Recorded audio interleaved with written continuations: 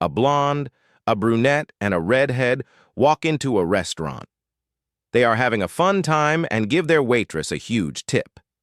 Super excited about the tip, the waitress decides to tell them a secret.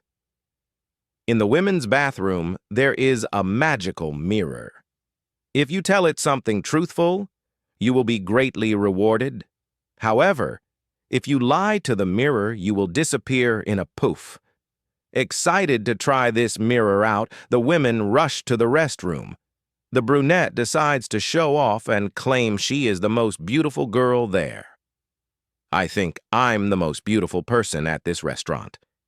$1 million appears in her hands. The redhead is feeling a little offended. She decides to show off how smart she is. I think I'm the smartest person in this restaurant. The keys to a Lamborghini magically show up in her purse. The blonde, super excited to get something really cool, starts to tell the mirror something. I think, poof, she is never seen again. A sign on a restaurant window says, "If you order it and we don't have it, you instantly win $1 million. A man walking by notices the sign and walks in the restaurant and sits down at the table with a smirk on his face. The waiter asks what he will be having, and the man says, "I will have white rhinoceros stew, please." The waiter comes out with a boiling hot bowl of exactly what the man ordered. The man is taken by surprise, but he eats the stew and pays for his very expensive meal. He leaves angrily. The next day he comes back and sits at the table with a smirk on his face again. He tells the waiter, "Today I will have bullet ants stuffed with dolphin meat." The waiter leaves and quickly comes back after a few minutes with exactly what the man ordered. The man, surprised again, eats his meal angrily, pays and leaves. The next day he comes back and sits at the table and tells the waiter, "Today I will have a lactating mermaid breast sandwich." A few minutes go by and the waiter comes out holding 2 massive duffel bags with the $1 million. The man, overcome with excitement, says, "I knew it! You don't have mermaid breasts?" The waiter tells him politely, "We actually have it, sir. It's just that we ran out of bread."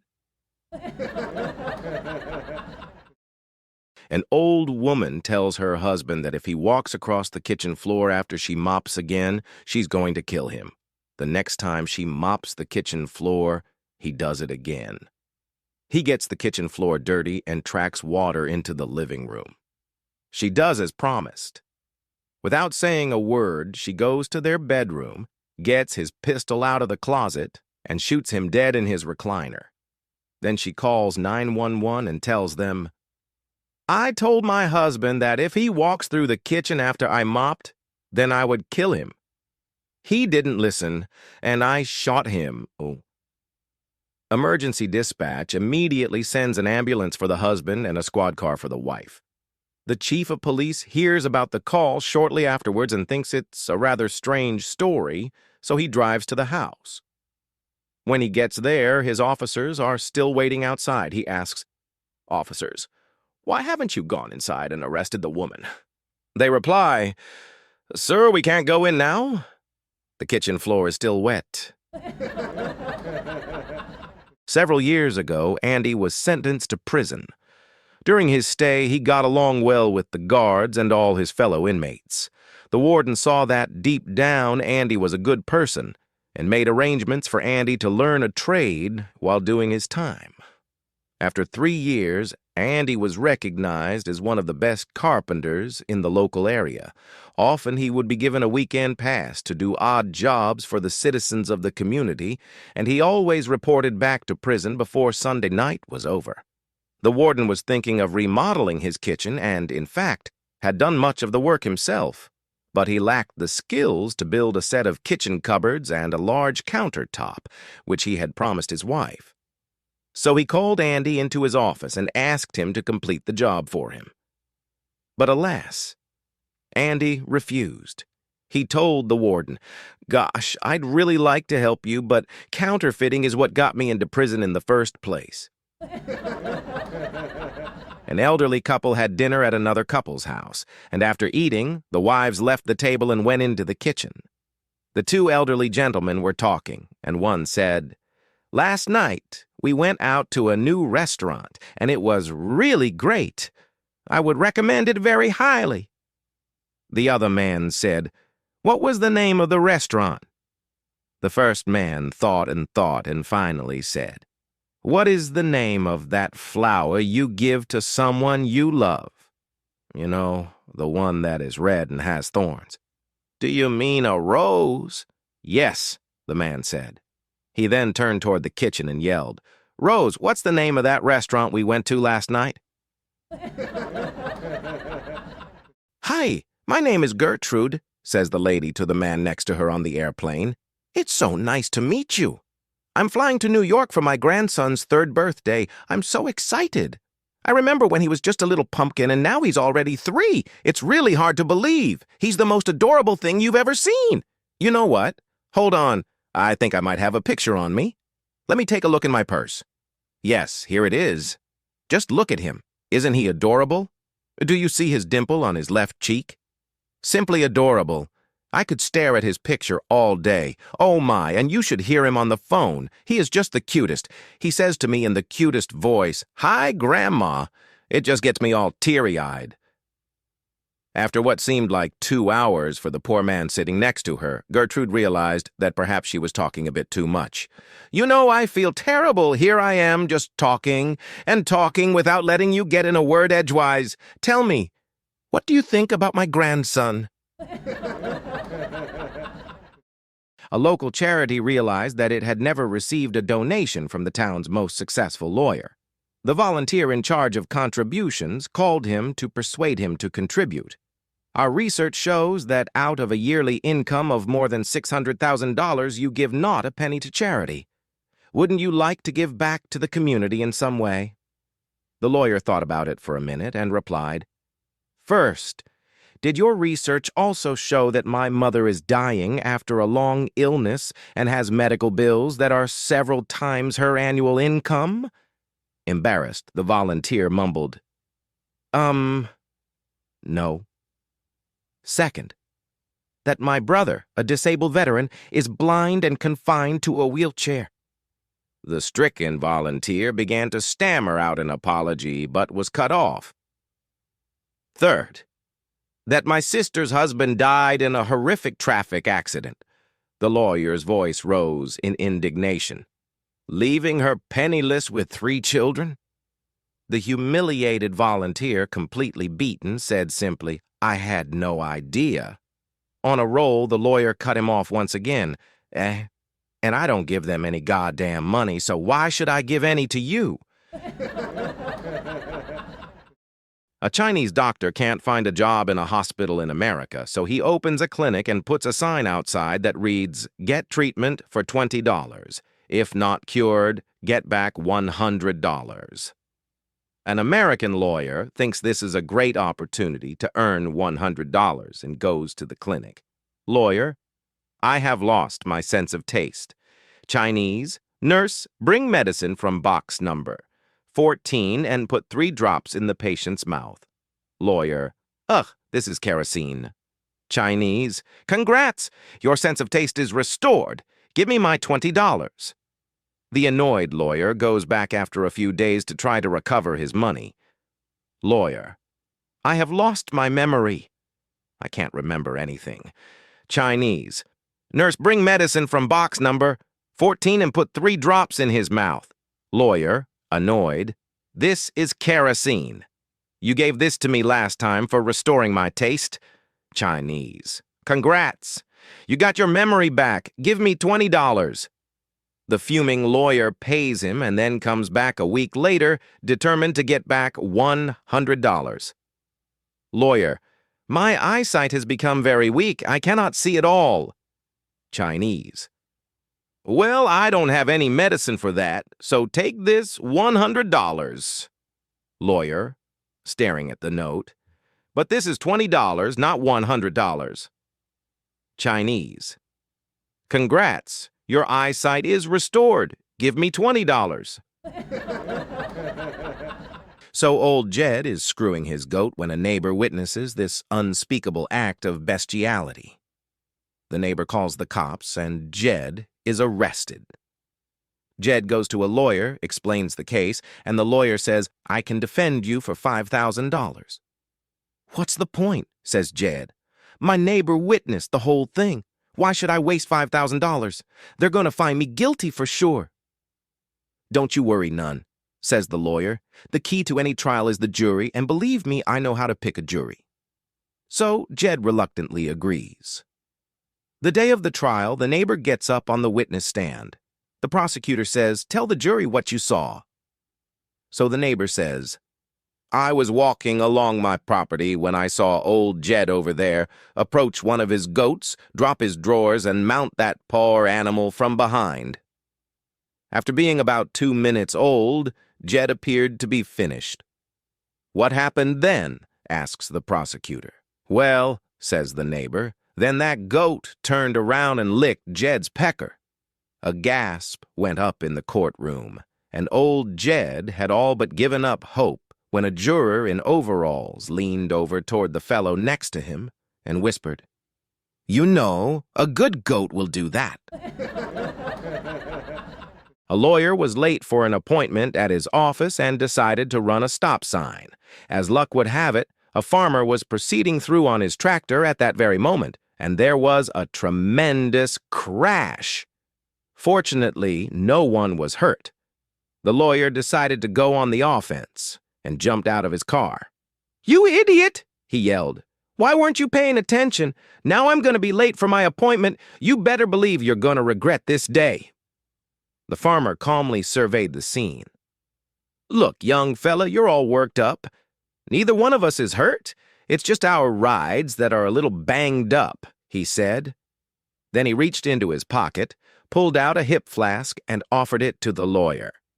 "Here, why don't you take a slug of this whiskey? It'll help you calm down." After a moment, the lawyer accepted and took a deep drink. A bit later, he tipped up the flask and took another swig. Then he returned it to the farmer, who closed the flask and put it away. "Don't you want any yourself?" asked the lawyer. "Not just yet," answered the farmer. "I'll wait until after the police leave." A United States Marine was deployed to Afghanistan. While he was there, he received a "Dear John" letter from his girlfriend. In the letter, she explained that she had slept with 2 guys while he had been gone, and she wanted to break up with him. To add injury to the insult, she said she wanted back the picture of herself that she had given him. So the Marine did what any squared-away Marine would do. He went around to his buddies and collected all the unwanted photos of women he could find. In all, he got more than 25 pictures of various women, some with clothes and some without. He then mailed them to his now former girlfriend with the following note: "I don't remember which one you are. Please remove your picture and send the rest back." A man walks into a bar. He sits down and orders a beer and takes out a smoke. He asks the guy sitting next to him for a light and is handed a giant lighter. He looks at it curiously, lights his smoke and hands it back while inquiring where one would get such a large lighter. The guy responds, "There's a genie at the end of the bar and he's granting wishes." The man gets up and walks up to sit next to the genie and says, "I hear you're granting wishes." The genie, after having been drinking heavily for hours, responds, "Yeah, but 1 wish per customer." The guy shrugs and says, "Okay, I wish I had $1 million." The genie blinks, and all of a sudden there are ducks flooding the bar, quacking, feathers flying. They are everywhere. The guy looks at the genie in protest and is told to beat it. He got his 1 wish. So he shrugs and tosses a duck under each arm and goes back to the original guy and tells him, "That genie isn't worth a damn. I asked him for $1 million and he gives me 1 million ducks." The guy looks at him and says, "What do you think? I asked for a 12-inch bic?" An Englishman, an Irishman, and an American are stranded on an island until they find a genie. The genie explains to them that usually he'd give them 3 wishes, but because there are 3 people and they all found him equally, everyone gets 1 wish. First, the Englishman makes his wish. Well, I've been stranded on this island for 2 years now, so I wish to go back home to my family in England. The genie grants his wish, and the Englishman disappears with a poof. Now it's time for the American to make his wish. Well, I've been stranded on this island for 2 years as well, so I wish to go back home to my family in America. And the genie grants his wish, and the American disappears with a poof. Next, the Irishman makes his wish. Well, I'm really lonely on this island, so I wish my two buddies were back here with me. One rainy night, a taxi driver spotted an arm waving from the shadows of an alley. Even before he rolled to a stop at the curb, a figure leaped into the cab and slammed the door. Checking his rearview mirror as he pulled away, he was startled to see a dripping, wet, naked woman sitting in the back seat. "Where to?" he stammered. "Euston Station," answered the woman. "Okay," he said, taking another long glance in the mirror. The woman caught him staring at her and asked, "Just what the hell are you looking at, driver?" "Well, ma'am, I noticed that you're completely naked, and I was just wondering how you'll pay your fare." The woman spread her legs, put her feet up on the front seat, smiled at the driver, and said, "Does this answer your question?" Still looking in the mirror, the cabbie asked, "Got anything smaller?" A guy driving a Kia pulls up at a stoplight next to a Rolls-Royce. The driver of the Kia rolls down his window and shouts to the driver of the Rolls, "Hey, buddy, that's a nice car. You got Wi-Fi in your Rolls? I've got Wi-Fi in my Kia." The driver of the Rolls looks over and says simply, "Yes, I have Wi-Fi." The driver of the Kia says, "Cool. Hey, you got a fridge in there too? I've got a fridge in the back seat of my Kia." The driver of the Rolls, looking annoyed, says, "Yes, I have a refrigerator." The driver of the Kia says, "That's great, man. Hey, you got a TV in there too. You know I got a TV in the back seat of my Kia." The driver of the Rolls, looking very annoyed by now, says, "Yes, I have a television. A Rolls-Royce is the finest luxury car in the world." The driver of the Kia says, "That's a very cool car. Hey, you got a bed in there too? I got a bed in the back of my Kia." Upset that he did not have a bed, the driver of the Rolls-Royce sped away. He went straight to the dealer where he promptly ordered that a bed be installed in the back of the Rolls. The next morning, the driver of the Rolls picked up his car. The bed looked superb, complete with silk sheets and brass trim. It was clearly a bed fit for a Rolls-Royce, so the driver of the Rolls drove around all day looking for the Kia. Finally, late that night, he finds the Kia parked with all the windows fogged up from the inside. The driver of the Rolls gets out of his car and knocks on the Kia's window. At first, there is no answer. Then the owner sticks his head out, soaking wet. "I now have a bed in the back of my Rolls-Royce," the driver of the Rolls said arrogantly. The driver of the Kia says, "You got me out of the shower to tell me that." A man walks into a bar and orders a drink. The bartender gives the man his drink, and the man asks, "If I show you something crazy, would you let me have free drinks for the rest of the night?" The bartender thinks for a minute and then says, "It would be something spectacular to take that offer." The man leans down and picks up a box and sets it on the bar. He opens the box, and inside is a small piano man, who is only 1 foot tall, and beside him a little piano. The piano man starts playing classical music like Beethoven and Chopin. Once he finishes, the bartender is in utter disbelief. He tells the man, "You can have free drinks for the rest of the night, but only if you tell me where you got this."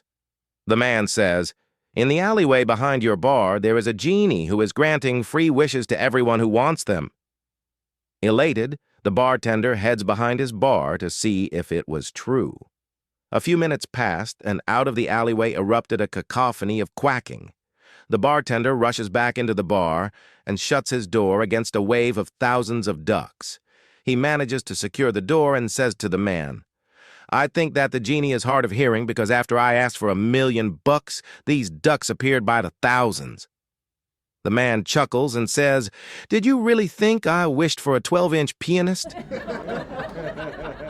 A young man met a beautiful girl and agreed to spend the night with her for $500. So they did. Before he left, he told her that he did not have any cash with him, but that he would have his secretary write a check and mail it to her, calling the payment rent for apartment. On the way to his office, he regretted it and decided it wasn't worth the price. So he had his secretary send a check for $250 and enclose the following note. Dear Madam, enclosed, find a check in the amount of $250 for rent of your apartment. I'm not sending the amount agreed upon because when I rented the apartment, I was under the impression that it had never been occupied, that there was plenty of heat, that it was small enough to make me cozy and feel at home. Last night, however, I found it had been previously occupied, that there was no heat, and that it was entirely too large. Upon receipt of the note, the girl immediately returned the check for $250 with the following note.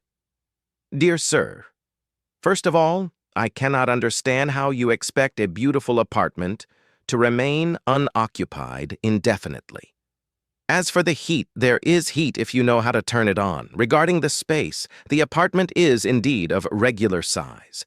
But if you don't have enough furniture to fill it, please don't blame the landlady. Please be so kind as to send a check for the full amount of $500, or I'll be forced to contact your current landlady. One day, an old Ukrainian man found an antique lamp. He starts to polish it off, and poof, a genie appears in a cloud of smoke. Ho, ho, mortal, says the genie, stretching and yawning. For releasing me, I will grant you 3 wishes. The old man thinks for a moment and says, I want Genghis Khan resurrected. I want him to reunite his Mongol hordes, march to Ukraine's border, and then decide he doesn't want the place and march back home. No sooner said than done, thunders the genie. Your second wish? Okay, I want Genghis Khan resurrected. I want him to reunite his Mongol hordes, march to the Ukraine's border, and then decide he doesn't want the place and march back home. The genie scratched his chin in confusion. Well, all right, your third wish? I want Genghis Khan resurrected. I want him to reunite his... Okokok, right. What's this business about Genghis Khan marching to Ukraine and turning around again and again? The old man smiles. He has to pass through Russia 6 times. A man takes his wife to the stock show. They start heading down the alley that had the bulls. They came up to the first bull, and his sign stated, This bull mated 50 times last year. The wife turns to her husband and says, He mated 50 times in a year. You could learn from him. They went to the next bull, and his sign stated, This bull mated 65 times last year. The wife turns to her husband and says, This one mated 65 times last year. That is over 5 times a month. You can learn from this one also. They proceeded to the last bull, and his sign said, This bull mated 365 times last year. The wife's mouth drops open and says, Wow, he mated 365 times last year. That is once a day. You could really learn from this one. The man turns to his wife and says, Go up and see if it was 365 times with the same cow. A man goes running into a clinic, shouting and screaming in pain. Please, doctor, you've got to help me. I've been stung by a bee. The doctor says reassuringly, Don't worry, I'll put some cream on it. You'll never find that bee. It must be miles away by now. No, you don't understand, answers the doctor. I'll put some cream on the place you were stung. Oh, it happened in the garden in back of my house. No, says the doctor, getting frustrated. I mean, where on your body did that bee sting you? On my finger, screamed the man in pain. The bee stung me on my finger, and it really hurts. Which one? The doctor asked. How am I supposed to know? All bees look the same to me. A father puts his 3-year-old daughter to bed. His daughter wanted to say a prayer before sleeping, so the father listened. God bless Mommy, God bless Daddy, God bless Grandma. Goodbye, Grandpa. The father asked, Why did you say goodbye, Grandpa? The little girl said, I don't know. It just seemed like the right thing to say. The next morning, the family received news that the grandfather had indeed died. The father thought that it was just a very lucky coincidence. A few months later, he tucked her daughter into bed and she said a prayer.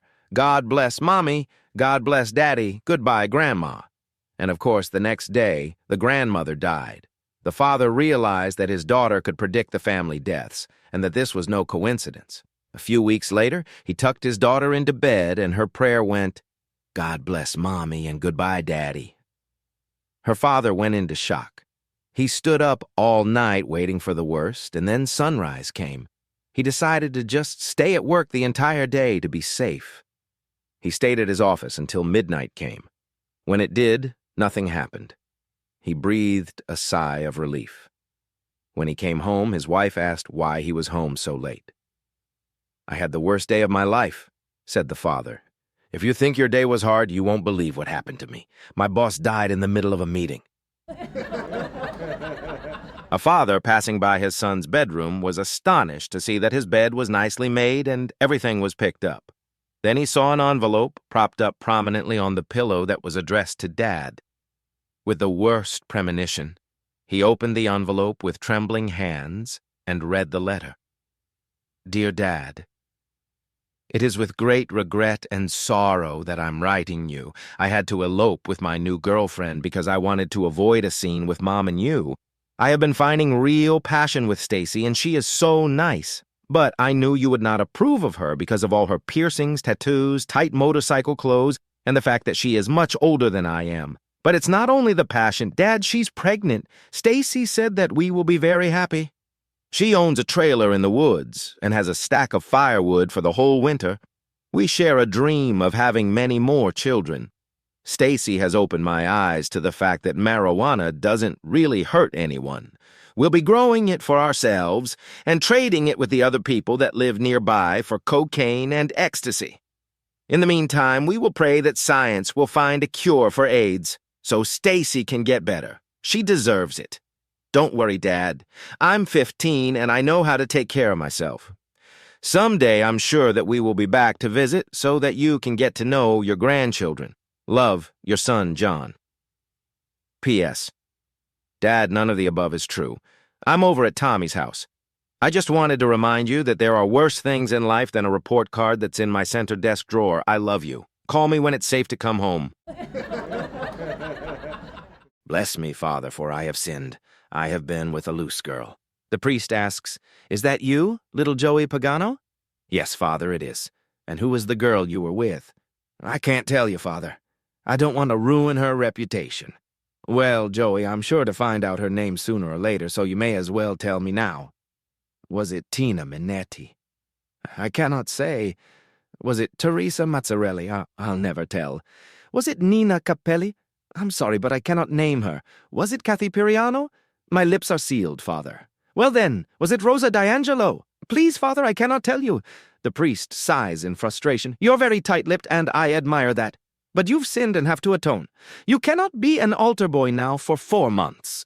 Now you go and behave yourself. Joey walks back to his pew, and his friend Franco slides over and whispers, What did you get? 4 months vacation and 5 excellent leads.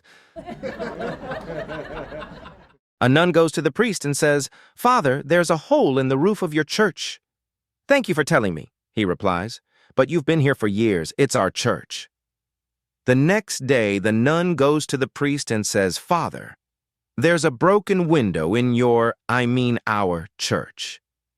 He thanks her again and calls for a repairman. The following day, the priest is preparing for a visit from the local bishop. As he is weeding the gardens, he cuts his hand. Calling the nun over, he says, There's a bottle of rubbing alcohol in my quarters somewhere. Could you fetch it for me? The nun nods and goes looking for it. It is as the priest is greeting the bishop that she returns from the church and loudly announces, Father, don't worry about the weed. The alcohol was under our bed.